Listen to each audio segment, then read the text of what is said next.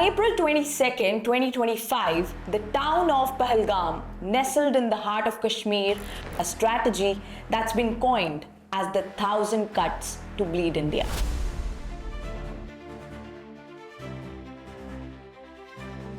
This has made areas like Baisaran Valley frequent targets for militant attacks. This digital frontier has been exploited by extremist groups to radicalize the youth. This wasn't just an attack. It was a stress test for India's democracy, economy, and resilience. Battles aren't just fought with guns, but with narratives, data, ideology, and disinformation.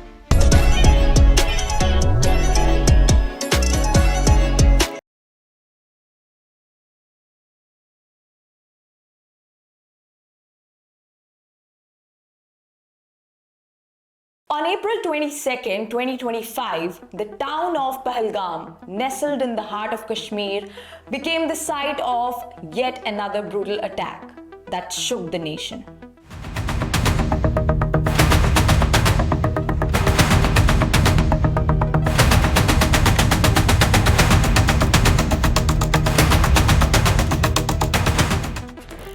As we reflect on this devastating event, it's important to understand that this attack isn't just another isolated incident. It's part of a larger, ongoing strategy to destabilize the nation and bleed India through continuous smaller acts of violence. A strategy that's been coined as the 1,000 cuts to bleed India. But why Pahalgam? Why this particular attack? What does it signify in the broader context of terrorism in Kashmir? And most importantly, how can we, as a nation, respond to such a challenge that is deeply entrenched in history, politics, and geopolitics? In today's podcast, we'll unpack the layers of the Pahalgam attack, explore the historical context of terrorism in Kashmir, analyze the government's response, and delve into the larger strategy of the 1,000 cuts. The Pahalgam attack took place in Baisaran Valley, a strategic location near the town of Pahalgam in Jammu and Kashmir. Baisaran Valley, located in Anantnag district, is part of this conflict zone.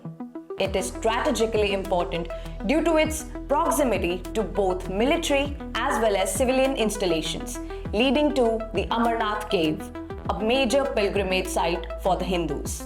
The region's rugged terrain provides insurgents with natural cover, making it difficult to secure. This has made areas like Baisaran Valley frequent targets for militant attacks. They look to disrupt security and destabilize the nation. The attack on Baisaran Valley in April 2025 raises some critical questions. Here are some most likely reasons behind it. For decades, Pakistan has supported militants in Kashmir to destabilize India. Baisaran Valley, a key route to the Amarnath Yatra and near military posts, was a clear target to disrupt security and send a message of defiance. Groups like Lashkar-e-Taiba and Jaish-e-Mohammed are relentless in their goal to create an Islamic state in Kashmir. Attacks like this are part of their broader war to break India's hold over the region. The growing alliance and radicalization of local youth could be fueling this violence. Despite government efforts, frustration and disillusionment are pushing more young Kashmiris towards military. India's increasing global influence, especially after the revocation of Article 370, has rattled Pakistan and certain insurgent groups.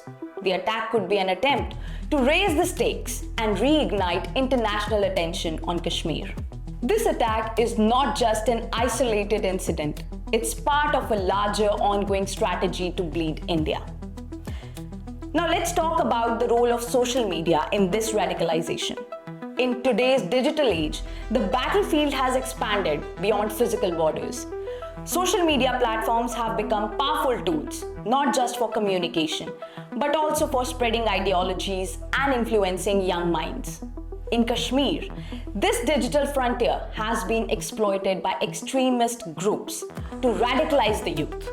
Platforms like Facebook, Twitter, and YouTube have been used to disseminate propaganda, glorify militancy, and recruit individuals to their cause.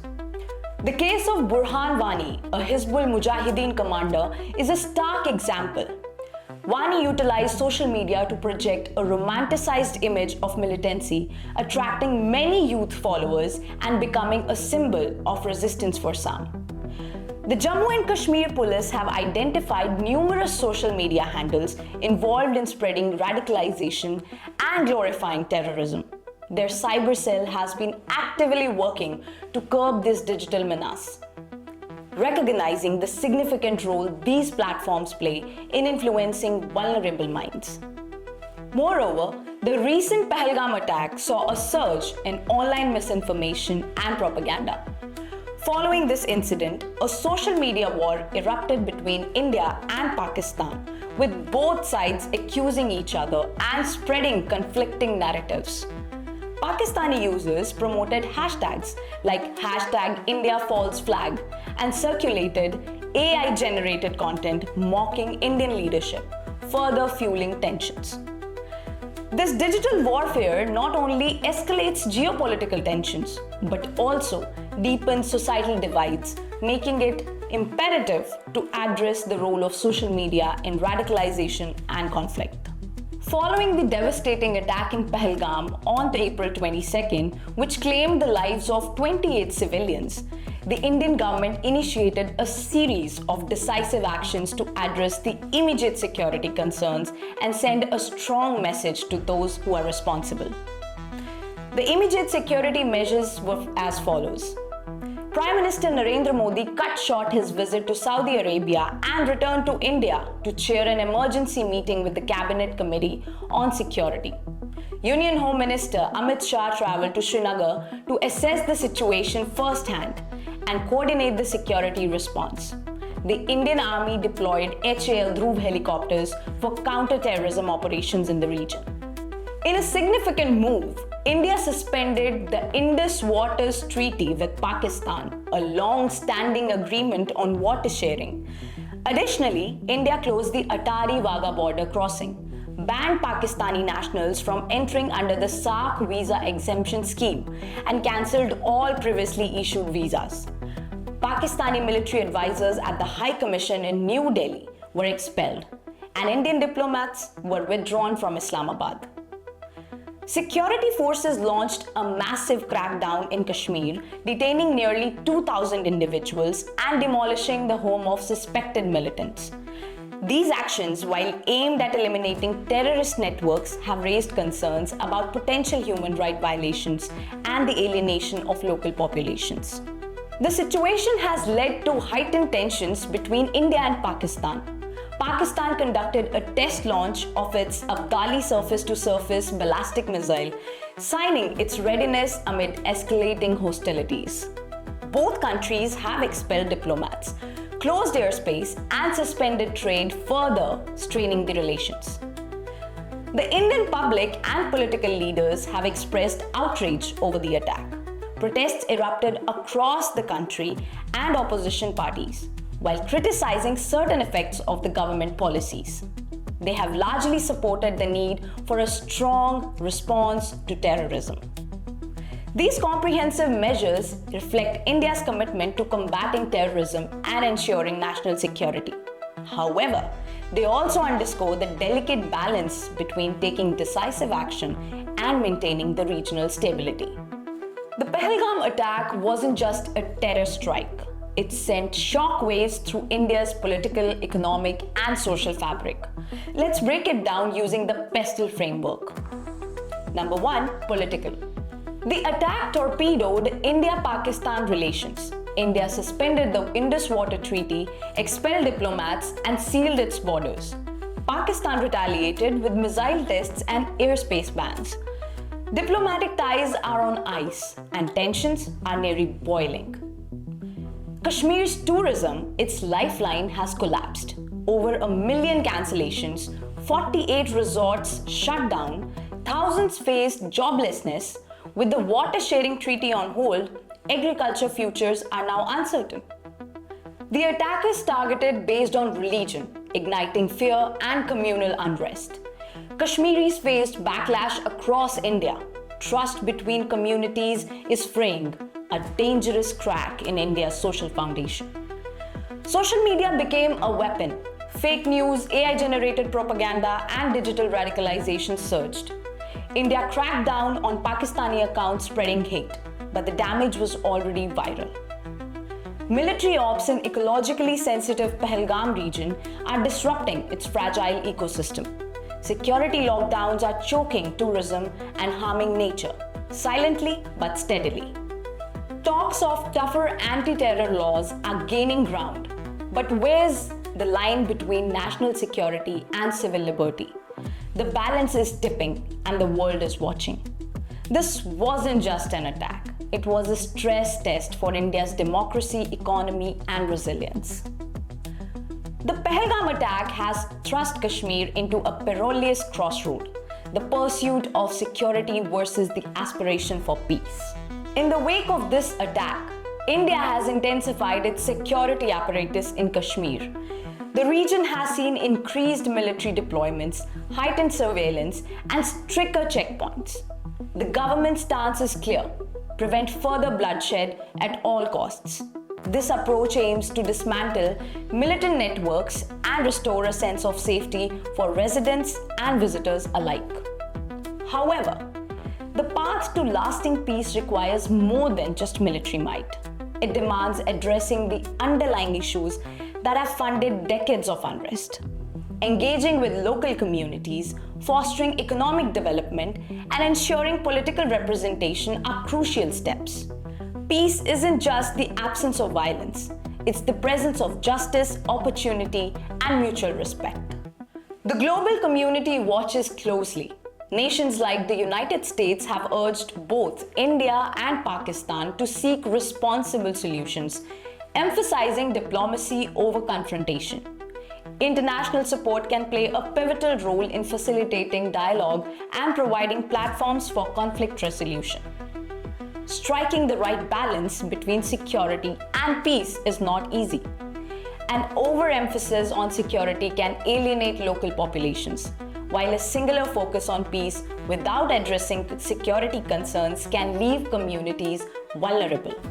A holistic approach, integrating both the elements, is essential for a stable and a prosperous Kashmir. Part of calculated, sustained strategy, a continuation of the doctrine of attrition, small, frequent disruptions aimed at eroding governance, social trust, and economic stability over time. What it reveals is that India, and the Kashmir region in particular, is now operating in a hybrid conflict zone. Here, battles aren't just fought with guns, but with narratives, data, ideology, and disinformation. So, what comes next? Rethink security. Traditional security responses like patrols, checkpoints, raids are necessary, but no longer sufficient. India must now integrate predictive intelligence, AI-driven threat detection, and community-based early warning systems into their surveillance. Address root causes. Radicalization doesn't grow in a vacuum. Economic alienation, political exclusion, and digital echo chambers are its accelerants. There needs to be a serious, measurable investment in education, mental health, job creation, and civic dialogue in conflict-prone zones. Reclaim the digital battlefield. Groups exploiting the internet to incite violence and manufacture outrage must be countered, not just with censorship, but with smart, transparent, digital literacy campaigns, AI-powered content monitoring, and public accountability. Move from reaction to prevention. The challenge isn't just how India reacts, it's how well it anticipates. That requires better interagency coordination, data sharing, and regional diplomacy that includes all stakeholders, even uncomfortable ones. Engage internationally. Cross-border terror requires cross-border solutions. Diplomatic consistency, international legal pressure on state sponsors of terrorism, and tighter cooperation with global cyber and intelligence networks are now non-negotiable. The future of Kashmir and India's internal security more broadly, lies not in slogans, but in systems. Not in blame, but in foresight. And not in a show of strength, but in a commitment to strategy. The real test isn't how we respond to Pahalgam. It's whether we can ensure that another Pahalgam never happens again. Thanks for watching. Subscribe if you want more deep, reasoned takes on the world's flashpoints. This is Quick Projects, and we don't just report. We make sense out of the chaos. Until then, keep questioning and stay curious.